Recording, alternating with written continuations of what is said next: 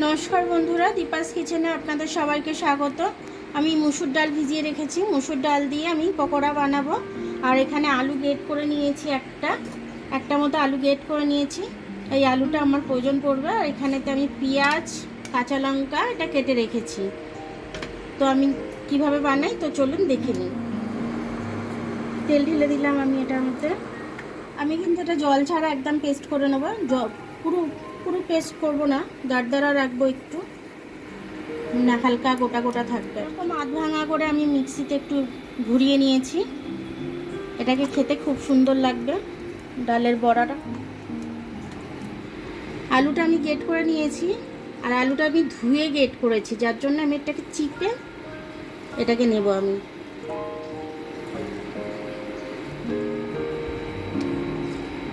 দিয়ে দিলাম ডালটার মধ্যে, লঙ্কাটা দিয়ে দিচ্ছি। আপনারা যেরকম ঝাল খাবেন সেই বুঝে ঝালটা দিয়ে দেবেন। একটু আমি হলুদ গুঁড়ো দিয়ে দিচ্ছি কালারের জন্য। নুনটা দিয়ে দেবো, একটু লাগবে মনে হচ্ছে। স্বাদ অনুযায়ী নুনটা দিয়ে দিলাম। এবার এটাকে ভালো করে মেখে নেবো। আমি অল্প করে একটু বেসন দিয়ে দিচ্ছি আমি,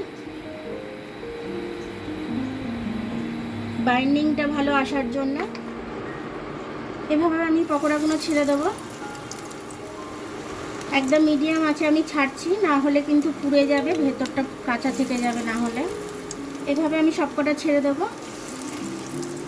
মিডিয়াম টু লো আছে ভাজবো আমি এটা, তাহলে ভেতর থেকে একদম কুক হয়ে যাবে জিনিসটা, পকোড়াগুলো আমি একটু উল্টে দিচ্ছি ভালো করে। উল্টে আমি ভেজে নিচ্ছি। ভাজা হয়ে গেছে আমার, তুলে নিচ্ছি আমি এক এক করে।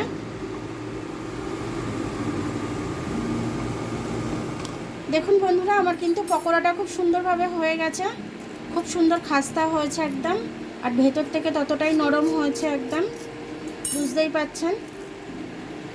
খুব সুন্দর হয়েছে একদম, মুখে দিলে একদম মুখে মানে খুব দারুণ লাগবে একদম। এটা খেলে কিন্তু খুব সুন্দর আওয়াজ হচ্ছে একটা।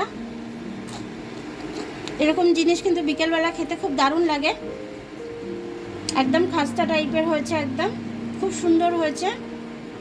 চায়ের আড্ডায় দারুণভাবে জমে যাবে, চা মুড়ি দিয়ে খেলে পরে খুব সুন্দর লাগবে এটা খেতে।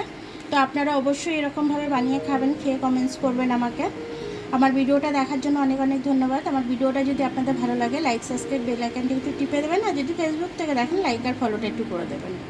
আবার কাল দেখা হবে নতুন রেসিপির সাথে। ততক্ষণ আপনারা ভালো থাকবেন, আমি